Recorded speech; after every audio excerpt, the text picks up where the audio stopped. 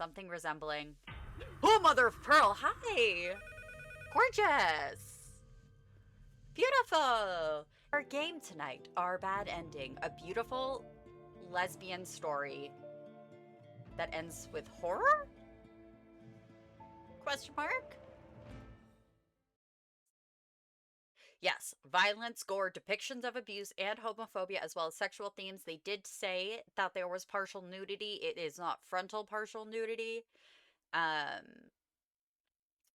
I can't think of anything else they stated. But if you are not okay with violence, you're not okay with gore, you're not okay with abuse, homophobia, any sexual themes, please take yourself out. That is okay.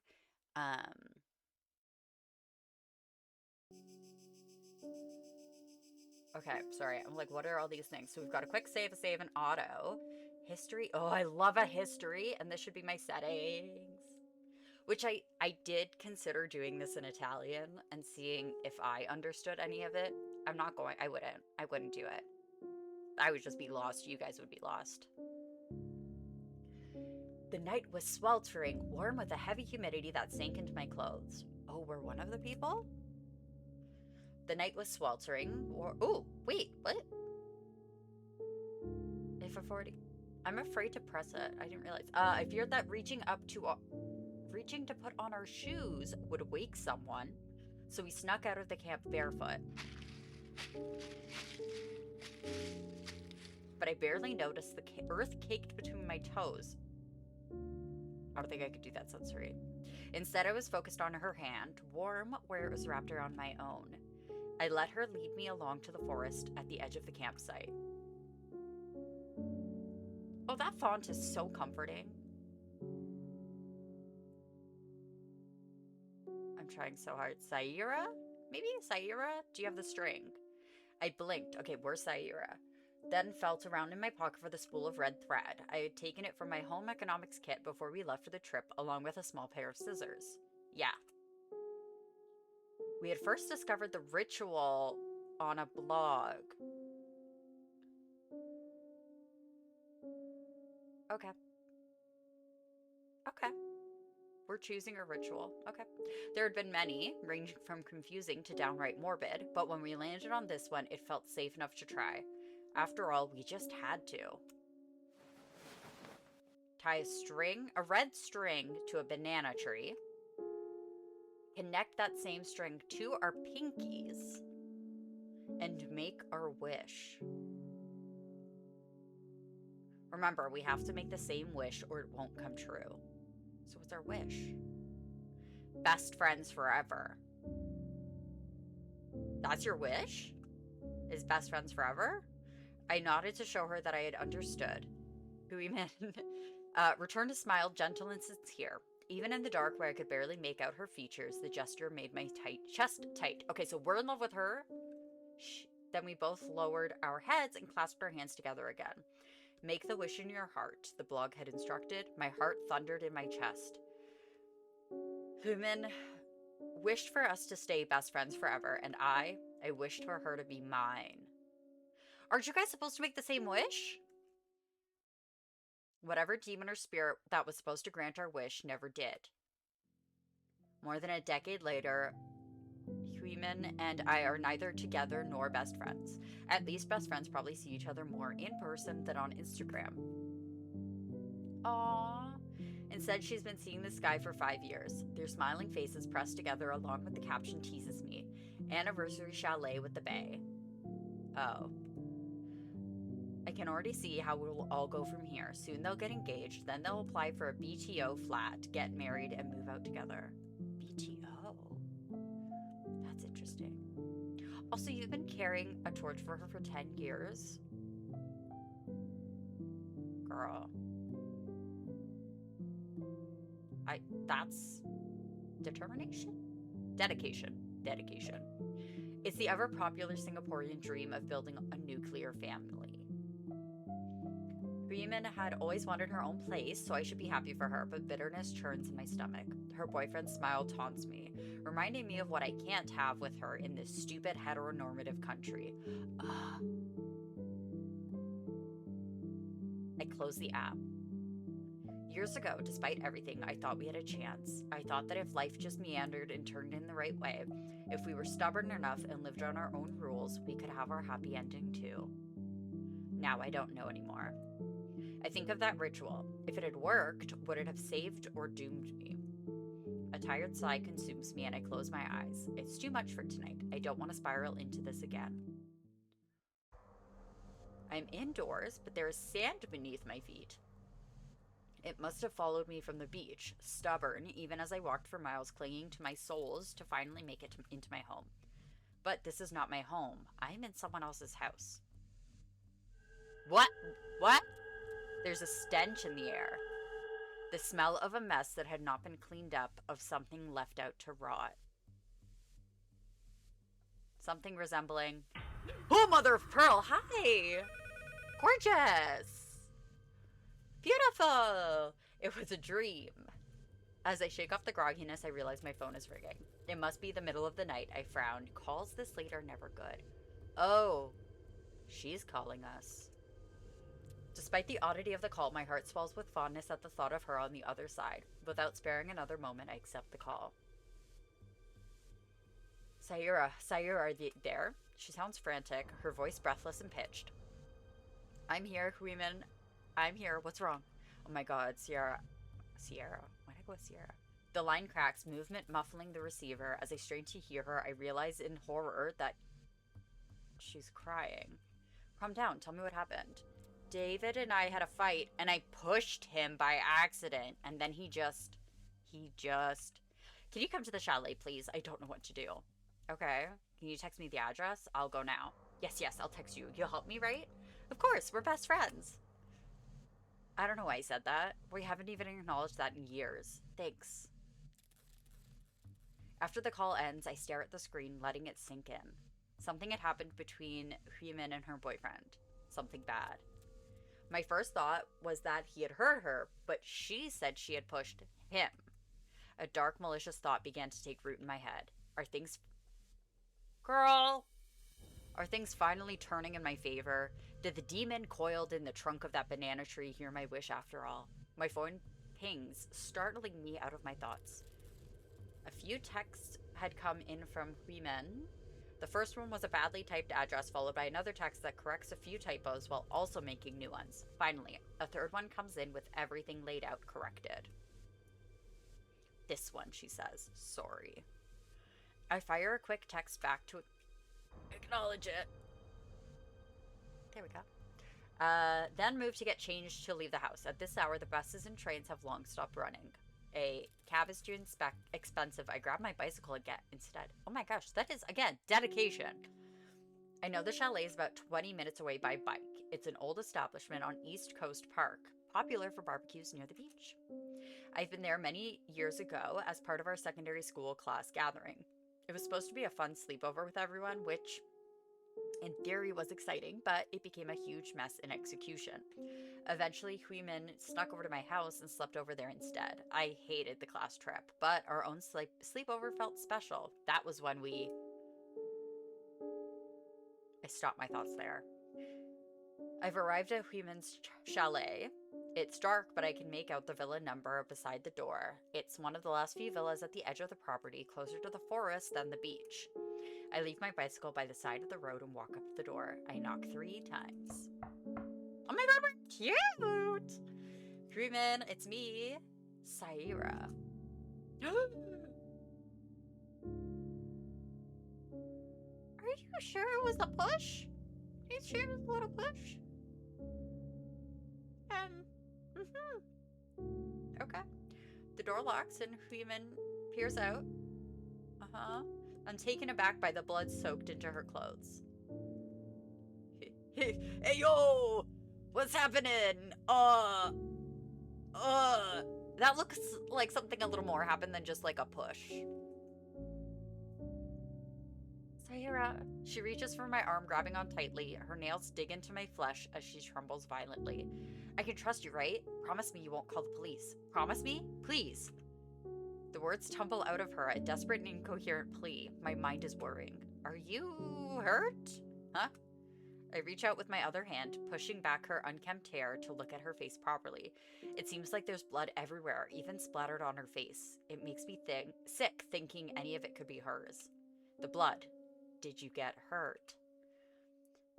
Heman finally realizes what I'm talking about. She peers down at her shirt, seeming to take in her own appearance with fresh shock.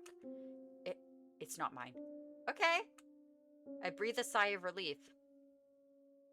I don't think relief would be like my first go, but pop off. But Sayura, I did something bad. Please don't call the police yet, okay? I didn't mean it. I really didn't mean it. You'll help me, right? Her tear-stained face tugs at my heart. Whatever conscience I had crumbles easily in the sway of her plea.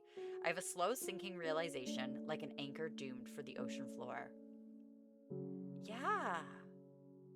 Yeah, she kinda does. Baby girl. Like, at first I was like, maybe like a succubus kind of vibe.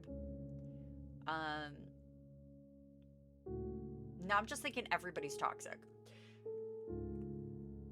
Of course I'll help you.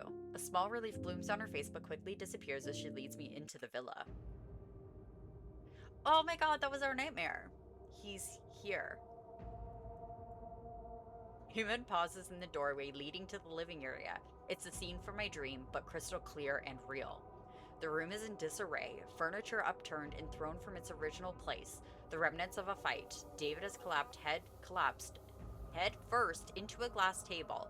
Shards exploded and littered over the floor with blood pooling under his body. Did Huiman do this? Who else would have done this? Like, she said I pushed him. I'm still trying to figure out the logistics of the blood spray and how she got sprayed with blood, but nothing else was sprayed with blood. Unless she grabbed him. I don't know, man. Beside me, a loud gasp escapes her. Oh my god, oh my god. Sarah, did I kill him? Girl! You didn't check? You didn't... Okay. I hold my breath, heart hammering in my chest as I approach the man. The glass crunches under my shoes and blood sticks to the soles. This close, the blood stuck in his hair and skin is dark and viscous, something vile and utterly wrong. I knew the answer before I pressed 2 fingers to his neck, that there would be no pulse. He's dead. I also was thinking, like, maybe don't carry, like, you're gonna have that man's blood on your shoes. I get it, it's all over her body, but now you're part of this.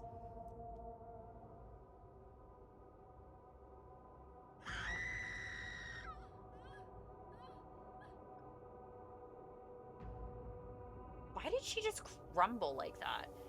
Huiman screams, chest heaving like an animalistic reaction. I whirl around, pushing her hair back to look at her face. She looked pathetic, pale, and trembling as she all but fell apart. Okay. Huiman, look at me. Hi. I promise that I'll help you, right? She nods slowly. So I'll help you. Let's bury him and then clean up. Okay. I tug on her arm, helping her up to her feet. She pointedly avoids looking at David again, rifling through a few drawers before pulling out large black trash bags. I let her handle his feet while I dealt with his bloodied head. Together we wrapped the body in layers and layers of black plastic until we could see neither his skin or the clothes on his back. We dragged the body out to the back. The chalet sits on the edge of the property, facing out into a forest. Grass had overgrown in neglect, long and spindly at our feet. Let's bury him here. I dug my hand into the earth, prying grass and soil away. It's long, arduous work, toiling away with nothing but our bare bodies. Maybe we should have scoured for tools in the house, something to use as a shovel, but as I peer over at Huiman, the bare motion seems to feel like repentance. I don't speak a word to her, I just keep digging, nails growing black with dirt and skin turning bloodied. We paid together. What do you mean you paid? When at last a large enough hole appeared, we pushed the body in and covered it up. The room also needed cleaning up. Why did I think we were going to be the one dying? I have so many questions, but this comes from like a crime, like a true crime standpoint. It's just not reasonable. Like, this is how you get caught, babes. You posted a photo with him stating your location. Okay, they knew you were with him. Phone call in the middle of the night to somebody that you haven't really spoken to in a long time. Um, you're covered in his blood. Your accomplice is now covered in his blood. And you decide to dispose of the body by digging up a really high patch of grass that I'm sure you would think is not noticeable because there's tall grass, but it's very obvious when you dig stuff up fresh. So they really screwed up this crime scene. Yeah, they kind of goobered it. I'm not gonna lie. Personally, to me, they goobered it. There's too much of a trail. Freeman gathers a broom to sweep up the glass shards that had flown to every corner of the room upon impact. I scrub blood off the tiles, turning an old rag pink. I think we're done. What about the broken TV? Are you gonna flip any of the furniture back? Do you own this chalet? Or is this a rental? Because what are you gonna do about the table? Women stares at me wordlessly, eyes blinking in a daze. I realize her blouse is still soaked with blood, the substance caking into her hair along with dirt from the backyard. Her face is blotchy with dried tears, sweat pooling at her neck. You should take a shower. Women reaches out, fingers closing around my jacket. You too. I wasn't sure what she meant or what was going to happen. I wasn't sure up till we were shuffling into the bathroom together, shedding our clothes and stepping into the shower stall where the hot water poured down both our backs. I can't say I've ever had a full naked shower with a friend. And by full naked, I just mean like a regular naked shower. I don't even think I've done maybe like a bathing suit shower. Maybe, but like, girl. You can go first. The phrase lingers at the tip of my tongue, always on the verge of being voiced before I swallow it down. Something about the way Huimin had closed her fist over the lapel of my jacket. The way she tugged on my arm to lead me into the bathroom. The way she loosened my hair tie and pulled my ponytail apart. I couldn't say it. Instead, I grasped at what straws presented to me, fingers threading through her fine black hair. We're getting with the girl of our dreams in a shower while she's soaked in her dead boyfriend's blood. Love it. Oh, look how romantic. I'll help you wash your hair. She is covered in bruises. What? As the soap ran down her back, I noticed purplish bruises blooming on her back. They were stark against her fair skin, big patches that seemed deliberate rather than accidental. Though, as Huimin shivered, I wondered if she would want to talk about it all. No, we're gonna ask her. Huimin, are you okay? Your back is covered in bruises. Oh. I try to be careful, stringing my words together cautiously so she doesn't close off. Is it recent? I don't know. I can't really keep track. My dad gets angry all the time. It was probably something stupid like letting my wet hair drip on the floor or forgetting to arrange the plates a certain way. Who knows? Okay, so this wasn't because of the boyfriend?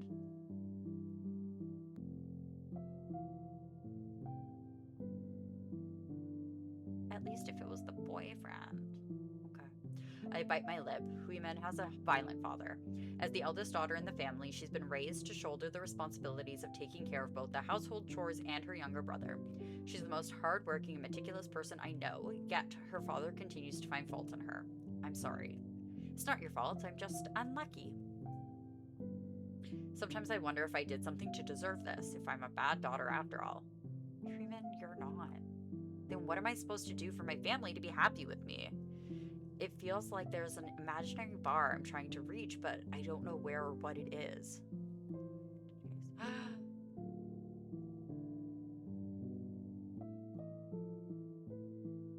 You guys can't have the cats on the floors at all? Oh. That's rough. They are such social babies, too. Oh my god. god. Hopefully it's nice for you guys this weekend. We're supposed to be getting a mix of rain and stuff, so I hope that they're okay. I know they will be, but also the babies. They're babies, guys. The babies. Oh. Then what am I supposed to do for my family to be happy with? Oh, I already did that one. Lily just angry with you right now. It's just incomprehensible for me. And now David, I don't even know how it happened. It was as if something took over me and I just, oh god, am I just like my dad? Just as violent and senseless? That's not true, Human. It was an accident, I know it is. You didn't want to hurt him. Yeah, I won't hurt David on purpose, right? After all, I love him. I wanted to marry him. Oh.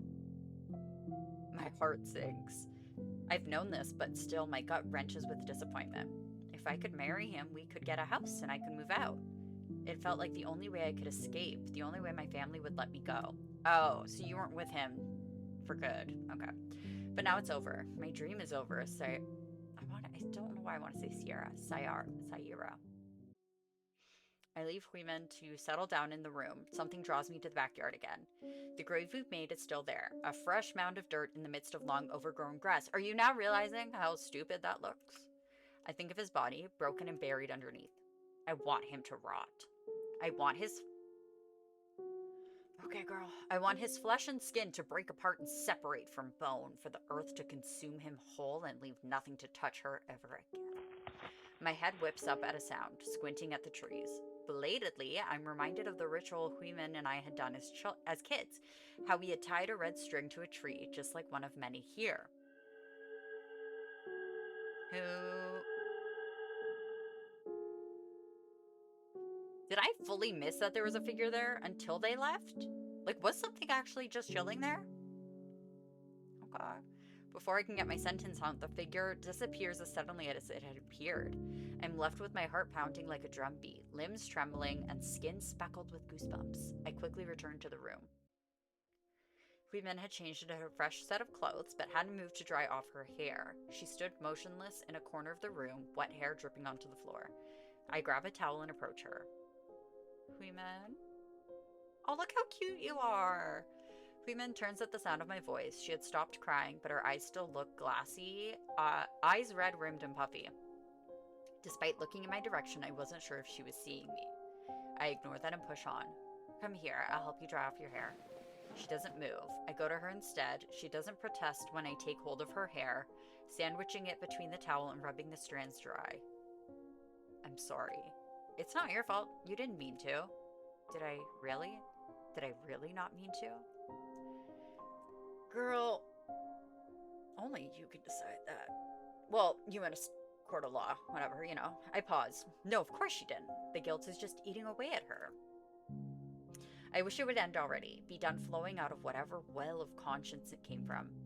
I wish we could move on, away from the shadow of him. He's dead, for God's sakes. Baby, he just died. You've just put him in the ground. Like... We're not a good person. I wish I had done it instead. I won't look back. It was an accident. That's all it was, Huiman. Huiman falls silent again. Let's talk about us. Let's talk about us. Do you remember when we graduated together? Secondary school? Yeah. It was our first real taste of freedom, the first time in years I could spend months without worrying about either homework or exams. Both of us were 16, teenagers longing to eat out, play around, and stay out late.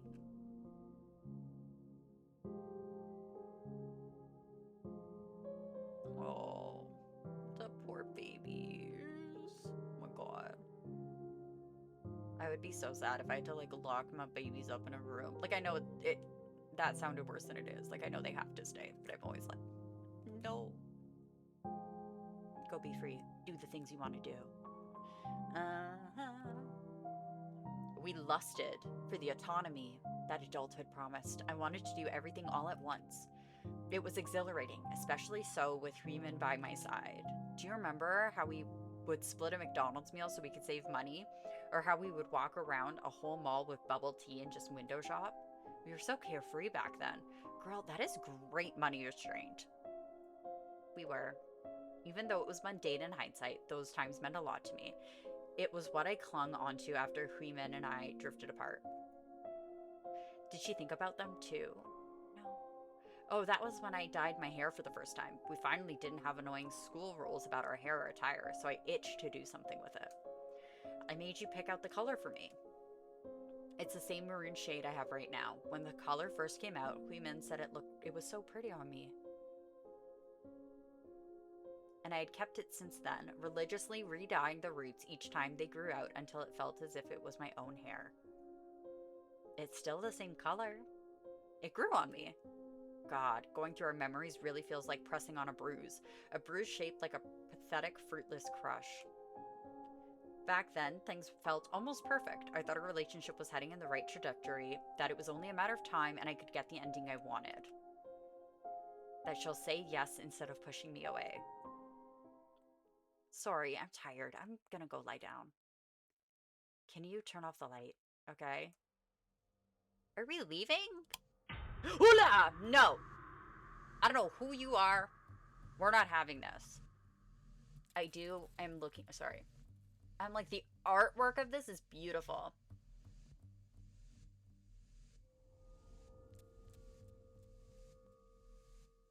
Sorry, I love this.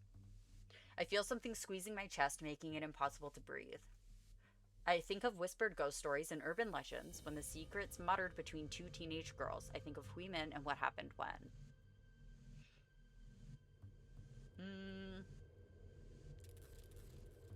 Do we... Maybe my autistic self is a cat. Honestly, fair. That's so fair.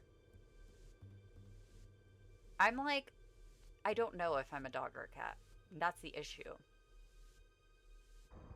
Maybe I'm like a rescue dog where I'm like, once I know you and I like you, like we're good. And then if you mess with me, we're not good anymore and I will not ever be good with you.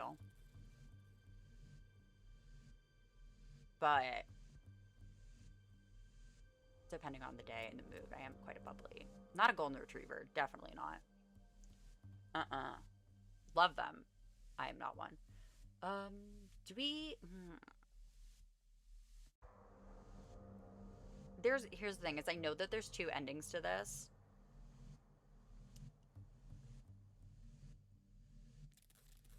So I want us to focus on us. I see my bedroom in its familiar layout. Oh, we literally did go home. Interesting. Oh, wait, no. This is a flashback. Things have been shuffled around, nostalgic trinkets scattered around my room again. Oh, look at us.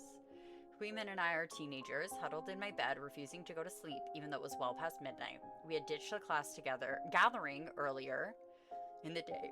Excuse me, cycling to my place nearby to hang out instead. Did your class know about this, by the way? What do you think they're doing now? Probably playing Truth or Dare or some stupid games. Huimin lets out a huff. Yeah, they'll probably try to pair me up with Weijie again, if I was there. My throat tightens. This was around the time in my life when I started to wonder if I liked girls.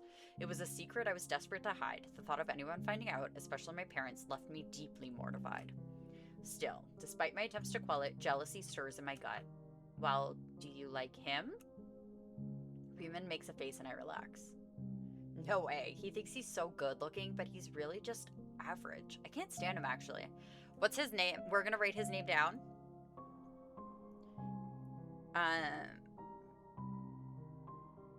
Because I feel like this is exactly how I described Agamemnon. Like, he thinks he's better than he really is.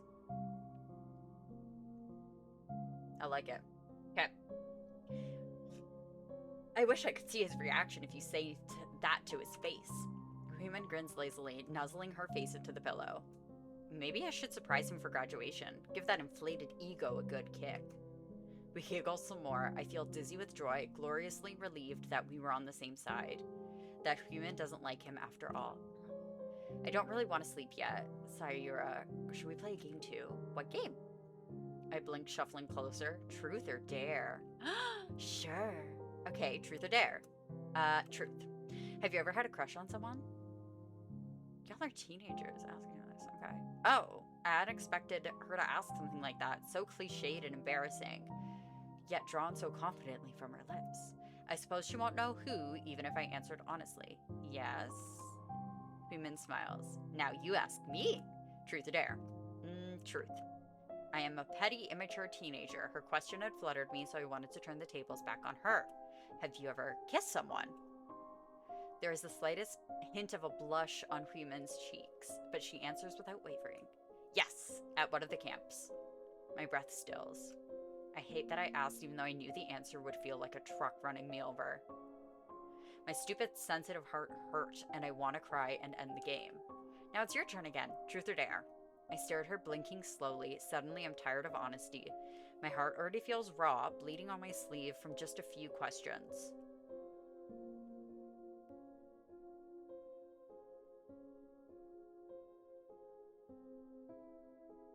Sorry, I'm keeping an eye. I just see we're in the red, so please let me know if something happens. But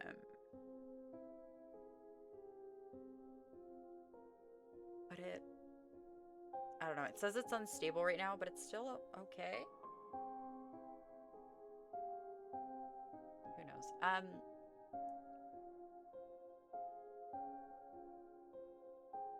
This seems very, like, favorite person-esque. And just obsessive. And just, girl. Dare. Whatever. I dare you to kiss me?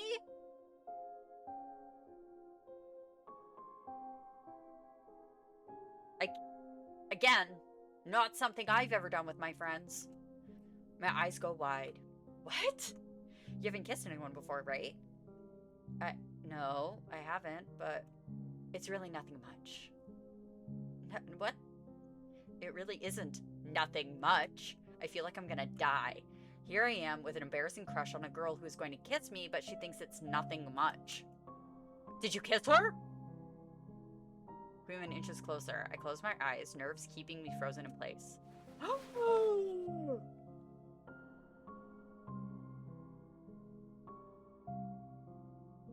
Okay. She presses her lips to mine, a small, chaste, barely there kiss. That does not look like a barely there kiss. I'd forgotten how it felt, but I'm so immersed in this memory that it comes back to me. It's almost cruel how vivid it is. In the corner of my vision, I see a shape behind the curtain. That's when I knew that this memory returning like this is her. The spirit in the banana tree, the demon I made my wish to. This is her cruel way of dangling what I want so badly before my eyes. Because despite Human kissing me that night, it was nothing more than a meaningless act. Years later, after I grew to accept my sexuality and plucked up the courage to tell her how I felt, she rejected me.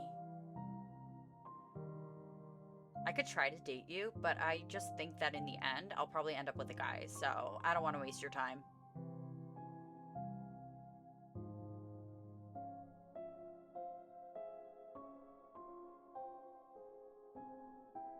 She won't even give me a chance. She didn't think we had an ending together.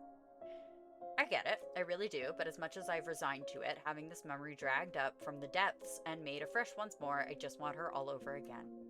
Did you ever really stop wanting her? I see the bedroom again. I'm back at the chalet. My body still feels prickly with phantom sensations. Right? That's what I'm thinking, like, girl, just, you can have both. ¿Por qué no los dos? Like, even if you think you're gonna end up with a guy, if you want to go through, like, have a relationship with a girl, just do it. Just do. Be. In Pride Month? My chest feels tight with emotions, the weight of it so heavy that I feel nauseated, ready to bend over and throw up on the floor. How are we gonna look at her like this? Huimin is lying on the bed, motionless. Do you remember the ritual that we did when we were younger? You wanted us to make a wish together, but I wished for something else. Maybe that's why it didn't come true. Maybe that's why we didn't stay best friends like you'd hoped for. Because I don't just want to be friends. Is she passed out and you're saying this to her? I want you. And today I know I always will. That I will run to Huimin's side without a single seed of doubt. That I will lie and kill and bury for her. But also she already knew that you have, maybe, how long ago did you confess? Like, long enough that she thinks you've moved on? Or recent-ish that she knows you'll do anything for her because you want her? Where are we standing there? Even if she said not to waste my time on her, I will chase the imprint of her kiss forever. Don't kiss her. I will feed the pieces of my dream into her, force my pleas and promises past her lips, even if I know she will always, always spit them back out. I know that, and I've known that for years, and still the dream does not die. Hi. Huimin opens her eyes. I see the shadow from the backyard. The window, the one who twists my gut in ways both nauseating and intoxicating. I see the red thread I had tied myself to her.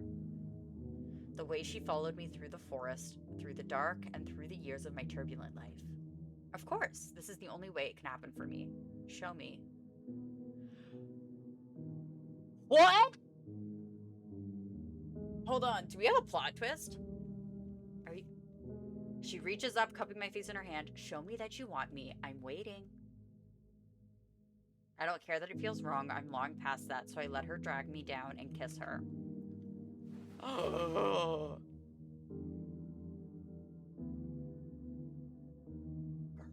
Her lips are sweet, but as she opens her mouth to invite me in, the taste on my tongue turns sour, just like rotten flesh. Why do you know what rotten flesh tastes like? It should repulse me, but something about it feels intoxicating. I move to straddle her, wanting to be closer. I imagine our bodies as broken puzzle pieces forced together by a wish, bruising where we meet. If it hurts enough, maybe we can be molded into the shape of each other. She's got a lot of bruises, guys. I run my hands along her stomach. She moans a soft and haunting sound. It strips me naked, desire rising in my gut like bile. I push my fingers under her blouse, unearthing more and more bruises. Red, purple, and blue. The sum of her wounds mapped out beneath my hands. She's beautiful. I'm sure she is. I don't care if this ruins me. I don't care if the pressure crushes my organs or if my secrets are spilled from my lips and never returned. I don't care if she takes me apart and never puts me back together. Is she a succubus? I'll gladly be swallowed by a tide of her making. Oh, she got fangs. Saira.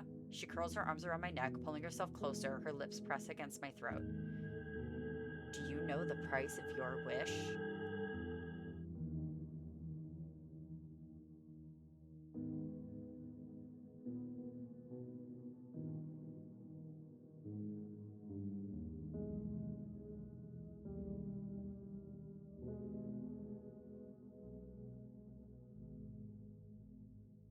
I might know a girl to do with your brother.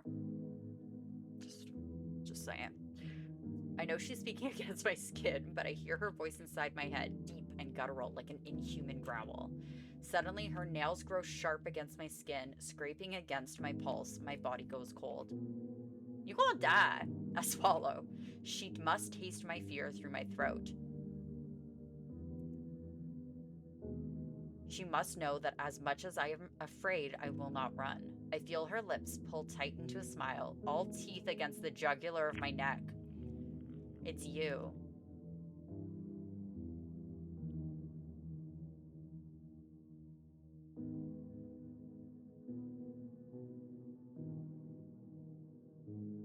What? What do you mean it's you? Hold on. The price is you? The price of the wish is you. You...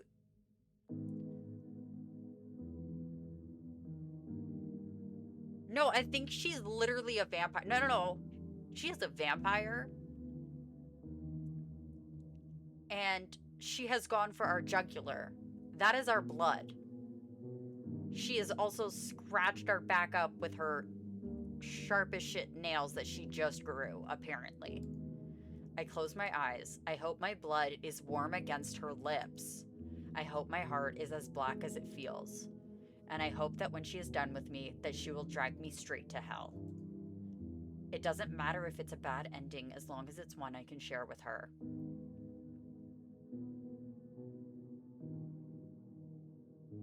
Was that supposed to be the good ending?